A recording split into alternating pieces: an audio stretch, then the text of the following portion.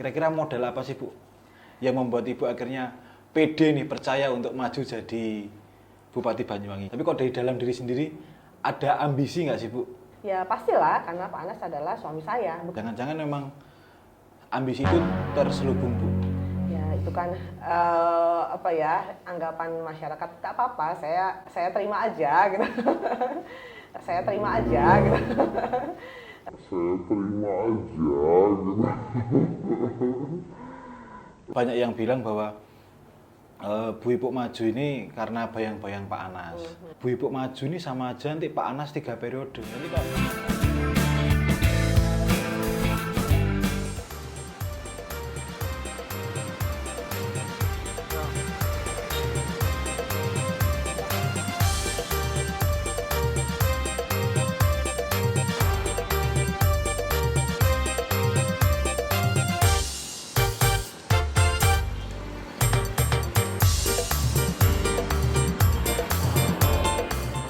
Saudara, saat ini saya sedang berada di depan kantor Bupati Banyuwangi.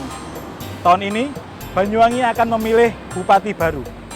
Hari ini, saya akan mewawancarai Ibu Festiandani Aswaranas yang merupakan istri dari Bupati Banyuwangi saat ini, Abdullah Aswaranas.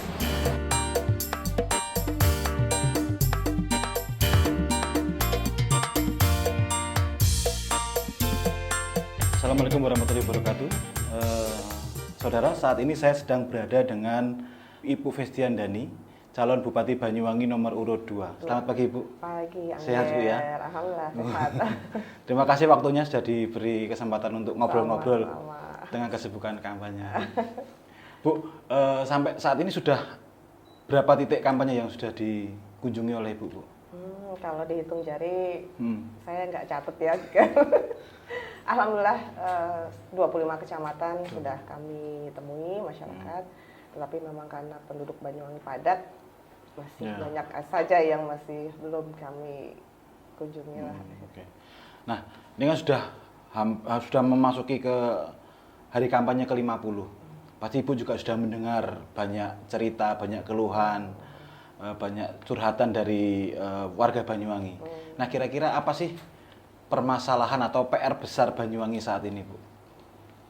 Ya, kalau kita lihat PR besar Banyuwangi, pasti banyak permintaan dari rakyat ya.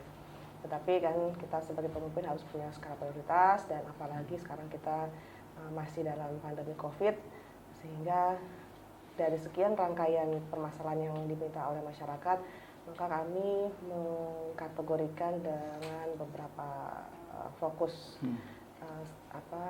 problem yang akan kita jadikan prioritas ketika nanti kami terpilih ya, kalau nanti berkaitan dengan ekonomi dan lapangan pekerjaan.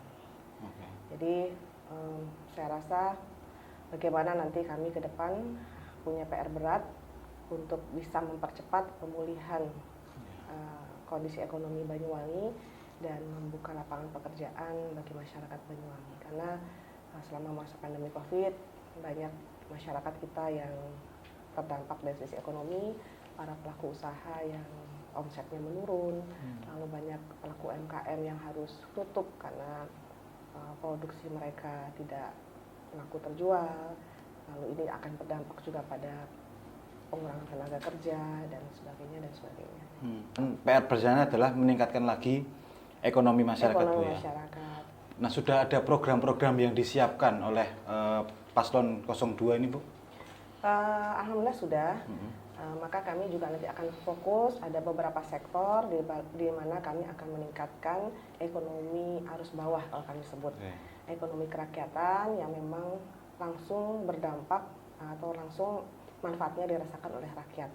Seperti pertanian, perikanan, lalu juga ada UMKM, dan selama ini pariwisata yang sudah membuat Banyuwangi bisa meningkatkan kesejahteraan masyarakatnya.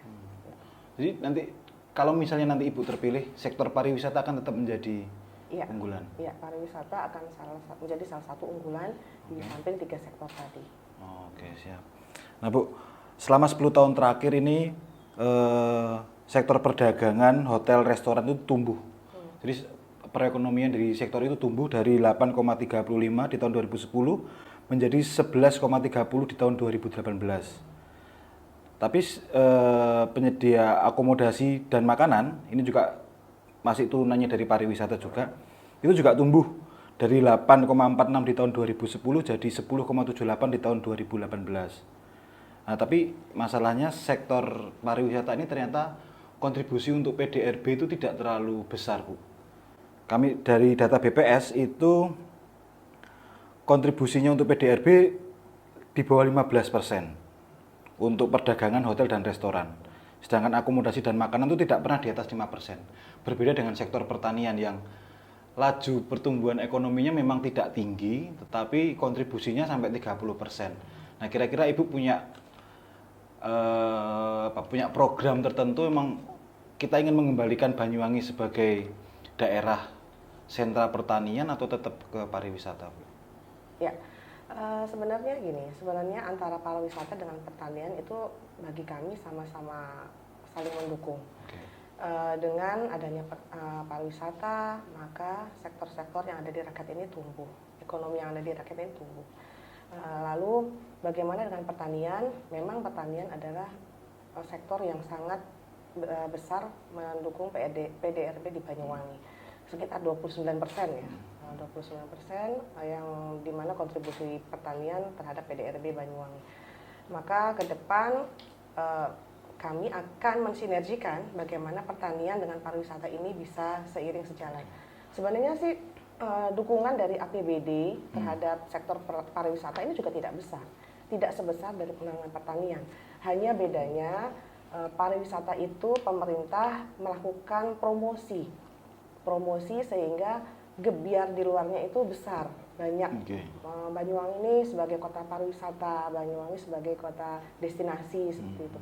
Tetapi sesungguhnya anggaran atau APBD yang diperuntukkan untuk pertanian itu sangat besar juga. Bagaimana pemerintah terus membangun irigasi, lalu bagaimana pemerintah juga terus membantu pupuk, lalu juga bibit-bibit, dan teknologi bantuan-bantuan berupa teknologi pertanian. Jadi sebenarnya karena pertanian ini tidak ada promosinya, kalau dipromosikan, insya Allah jumlahnya pasti gregetnya juga akan keluar dari pertanian. Nah, bedanya dengan pariwisata itu hanya 1% dari APBD yang digunakan untuk mendukung pariwisata. Selebihnya sektor swasta, sektor UMKM, rakyat yang bergerak.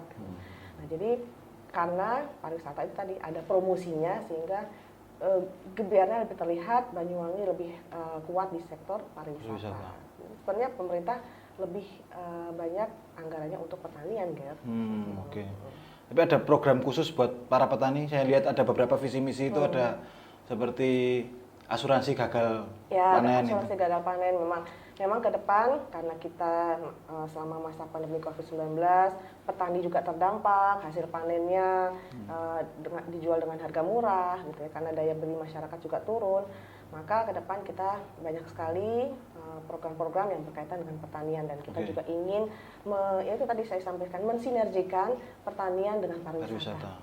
Nah, jadi biar masyarakat juga tahu, masyarakat Indonesia juga tahu bahwa Banyuwangi ini selain alamnya, selain budayanya, pertaniannya juga bagus, pertaniannya juga hebat karena Banyuwangi sebagai lumbung padi juga kan, lumbung padi Jawa Timur. Nah, maka program-program memperkuat pertanian ini ke depannya akan kita kuatkan, seperti contohnya tadi asuransi bagi petani ya. Lalu juga kami ada, kalau kita bicara tentang pertanian pasti kita fokusnya pada 3 hal, yaitu produksi, produktivitas, dan nilai jualnya, nilai tambahnya. Nah, maka kalau kita bicara produksi, maka kami akan memberikan dukungan berupa seperti yang sering dikeluhkan petani pupuk, lalu bagaimana teknologi pertanian juga akan kita tingkatkan, lalu juga nanti bagaimana berkaitan dengan bibit bibit dan sebagainya. Lalu juga bagaimana dengan produktivitas. Produktivitas ini kita mengharapkan harga jual dari hasil pertanian ini meningkat. Nah, itu perlu disebut produktivitas. Lalu juga bagaimana nilai tambah Iya, kalau produktivitas misalkan kalau dulu petani misalkan hanya 6 ton per tahun. sekarang kita mungkin bisa sampai 8 ton per tahun. Itu produktivitas. Lalu nilai tambahnya, kami berharap nanti juga akan banyak sekali pelatihan-pelatihan bagi petani, di mana nanti petani itu tidak hanya menjual gabah, tidak hanya menjual beras, tapi sudah dalam bentuk olahan. Petani kan juga tidak hanya padi ya, ada buah, ada sayuran. Lalu bagaimana nanti petani kita nih yang buah bentuknya sudah dalam bentuk minuman atau mungkin frozen fruit, ya, lalu mungkin juga yang sayur-sayuran seperti itu. Bagaimana nanti makanan-makanan yang sudah siap saji, frozen food, sebagainya ini juga menjadi nilai tambah bagi hasil pertanian tersebut. Jadi dengan adanya program itu cerita soal petani buah naga membuang lagi buah naga nggak ada lagi nggak ya? ada. Kami berharapkan dengan teknologi pertanian itu bukan hanya sekedar memberikan bantuan traktor, bukan hanya itu, tapi bagaimana petani ini sudah menggunakan teknologi untuk semua sektor, baik itu dari sebelum tanam sampai sesudah panen. Nah, gitu. Lalu juga bagaimana nanti kita juga akan membuat regulasi di mana kami juga akan terus melakukan koordinasi dengan kementerian, karena selama ini petani mengeluhkan masalah pupuk, ya, maka kita akan melakukan koordinasi dengan kementerian, meminta untuk Banyuwangi bisa diberikan pupuk sesuai dengan jumlah lahan yang ada di Banyuwangi. Lalu bagaimana juga kami akan membuat kebijakan masalah pupuk, juga bagaimana pupuk ini nanti bisa tepat waktu dan juga tepat jumlahnya. Kadang-kadang nih ya pas waktunya nggak butuh pupuk banyak, dan butuh pupuk habis seperti itu. Dan juga penggunaan, dari sisi penggunaan pupuknya juga akan kita kendalikan. Lalu juga bagaimana kami juga punya program pupuk organik. Dan ini anggarannya dari APBD, di mana kami mengharapkan atau mengedukasi para petani untuk bisa beralih ke tanaman organik dengan menggunakan pupuk organik. Karena memang nilainya juga lebih tinggi. Nilai jual hasil tanaman organik ini juga sangat menjanjikan sekali bagi petani. Nah, tapi kadang-kadang memang petani perlu kita edukasi lagi, karena memang tidak secepat pupuk kimia ya hasilnya seperti itu. Nanti kalau misalnya terpilih, apakah sektor pertanian akan diserahkan kepada Pak Sugira saja yang memang dia ahlinya di situ, atau ada pembagian tugas gitu? Ya, semua kebijakan kita kerjakan bersama, Pak Angger. Sebagai orang yang bergelut di dunia pertanian, pasti juga kami akan mendengar pendapat dari Pak Sugira, tetapi pasti juga nanti kita kan punya dinas pertanian, kita punya dinas ketahanan pangan. Bagaimana pertanian ini tidak hanya sekedar hanya urusan sawah dan sebagainya, tetapi juga bagaimana pertanian ini juga bisa menjadikan sektor bagi pemerintah daerah untuk meningkatkan ketahanan pangan di Kabupaten Banyuwangi. Oke, siap. Nah, sekarang mungkin pertanyaan lebih personal, Bu. Tidak hanya tadi kan soal program-program, sekarang lebih personal. Bu Ibu sudah mendampingi Pak Anas sekian lama, lalu 10 tahun terakhir sebagai istri Bupati, sekarang Bu Ibu maju sebagai Bupati Banyuwangi. Kira-kira modal apa sih, Bu, yang membuat Ibu akhirnya pede nih, percaya untuk maju jadi Bupati Banyuwangi? Karena saya ingat dulu kita sering ngobrol, Bu maju Bu, enggak, saya masih nanti. Tapi sekarang akhirnya memilih berani. Kira-kira apa modal apa yang paling besar dan membuat Ibu pede, percaya diri maju? Yang pertama sih sebenarnya harapan rakyat ya. Yang membuat saya memberanikan diri saya maju sebagai calon bupati itu adalah harapan rakyat. Di mana rakyat ini banyak sekali atau berharap sekali kemajuan yang dicapai Banyuwangi saat ini nih jangan sampai berhenti, jangan sampai menurun seperti itu. Jadi yang pertama membuat hati saya tergugah gitu ya untuk maju ke dalam pilkada ini adalah harapan rakyat.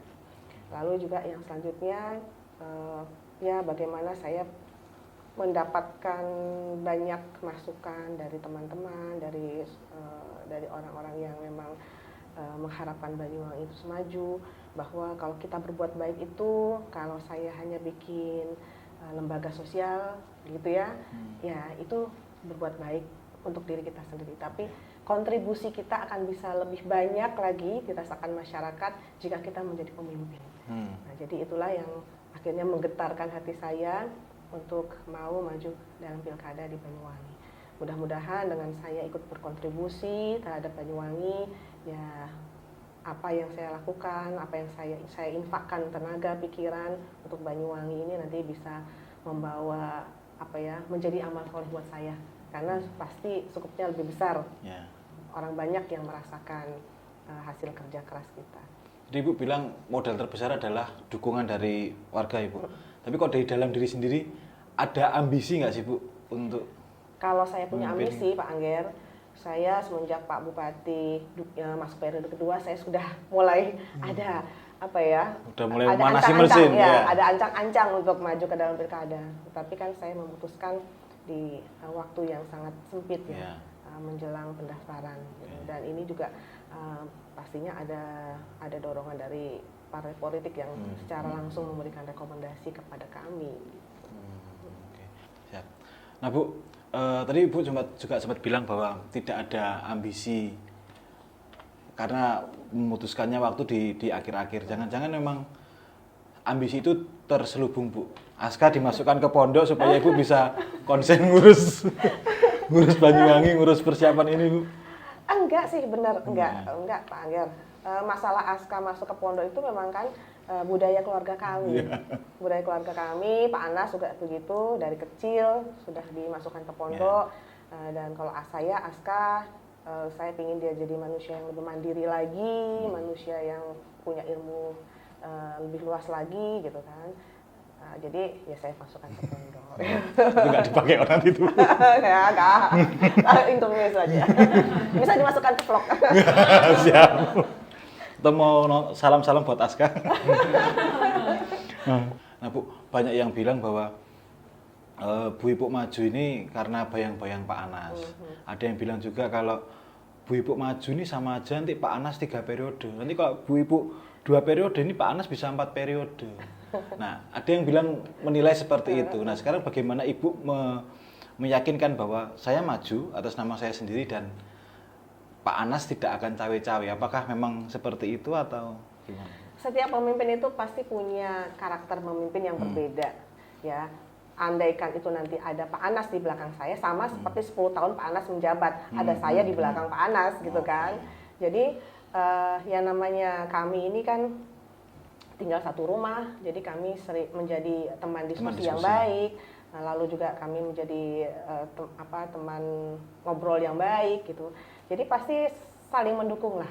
Kalau misalkan ada orang yang beranggapan nanti kalau saya menjabat ada Pak Anas, Pak Anas, ya pastilah karena Pak Anas adalah suami saya. Begitu juga selama 10 tahun Pak Anas menjabat sebagai bupati, ada saya di belakangnya. Saya juga terlibat dalam beberapa kebijakan yang diambil oleh Pak Anas selama 10 tahun.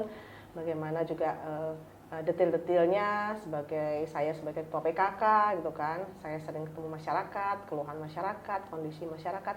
Itu kan juga sebagai bahan masukan dalam kebijakannya Pak Anas. Jadi ya kalau saya sih wajar saja orang menganggap kalau saya menjabat nanti ada Pak Anas, itu wajar, hal yang biasa karena Pak Anas adalah juga pasti teman diskusi saya ketika nanti saya terpilih, saya jadi bupati, pasti saya juga akan banyak berdiskusi dengan beliau. Lalu berkaitan dengan ada bayang-bayang Pak Anas 4 periode, ya itu kan anggapan masyarakat, tak apa-apa, saya terima aja gitu. Tetapi memang tidak dipungkiri bahwa harapan yang ada di rakyat itu dengan saya maju masih ada Pak Anas di belakang saya. Dan tidak bisa dipungkiri 10 tahun Banyuwangi maju ini juga karena kepemimpinan dari Pak Anas. Jadi bayang-bayang Pak Anas dengan kemajuan Banyuwangi yang sangat luar biasa ini di mata rakyat itu masih sangat melekat sekali. Saya ingin Ibu memberikan alasan kenapa kami harus memilih Bu Ipuk sebagai the next Bupati Banyuwangi. Ya, ini closing statement. Closing statement sekaligus ya, mengapa kami harus memilih Bu Ipuk jadi bisa lihat ke situ. Kalau ditanya bagaimana saya meyakinkan rakyat agar rakyat bisa memilih saya untuk bisa melanjutkan program-program Pak Anas, maka satu kata, saya akan melanjutkan program-program yang selama 10 tahun sudah menjadikan Banyuwangi menjadi sangat luar biasa. Dan itu pasti ada campur tangan Pak Anas di situ. Lalu yang selanjutnya, bagaimana Banyuwangi yang sudah maju seperti sekarang ini, Banyuwangi yang sudah sangat luar biasa perubahannya, ini harus kita pertahankan. Prestasi Banyuwangi yang sudah sangat banyak dan sangat diapresiasi baik di tingkat provinsi, pusat, dan bahkan dunia, ini juga harus kita pertahankan. Maka apa yang menjadi cita-cita kita semuanya, Banyuwangi menjadi kabupaten yang lebih maju, sejahtera, dan berkah ini, kedepannya harus kita wujudkan dengan memilih pasangan Ipuk dan Bapak Haji Sugira. Ya. Yang pasti datang ke TPS tanggal 9 Desember ya Bu ya? Ya, itu harus, karena mendukung Ipuk Sugira bukan hanya sekedar slogan, tetapi semua masyarakat Banyuwangi, ayo datang ke TPS tanggal 9 Desember dan mencoblos nomor urut 2. Oke. Jadi begitu teman-teman. Datang ke TPS, gunakan hak pilih kalian, jangan sampai hak pilihnya disalahgunakan oleh orang lain. Seperti itu. Bu Ibu, terima kasih atas waktunya dan diberi kesempatan ngobrol-ngobrol. Sama-sama, makasih Angga. Semoga sukses perjuangannya mendengarkan aspirasi. Siap. Dan semoga tidak berubah ya Bu. Amin, amin. Nanti berubah amin. setelah jadi bupati susah dihitungin. Kita sudah seragam. Siap. Siap untuk periode berikutnya ya Bu ya.